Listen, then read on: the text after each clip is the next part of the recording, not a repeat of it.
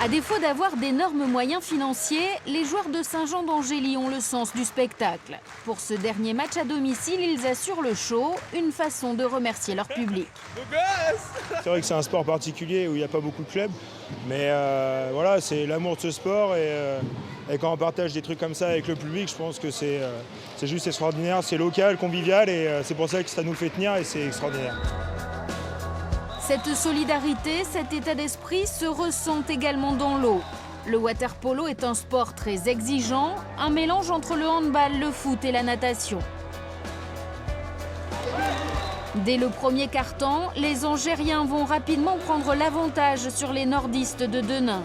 Encouragés depuis les gradins par l'équipe féminine qui vient de réussir l'exploit de terminer 3e de Pro A.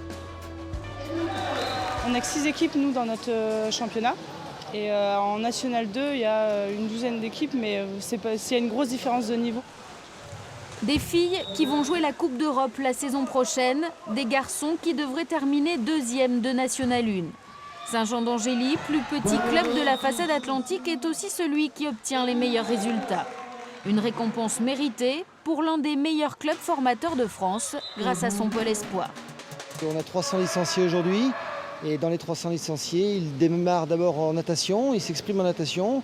Et pour ceux qui veulent prendre le polo, eh bien, ils font son polo. Et il y a une vraie énergie depuis les années 30 à Saint-Jean-d'Angély qui se sont renforcées dans les années 50. Et aujourd'hui, c'est resté, c'est immuable à Saint-Jean-d'Angély, ça continue.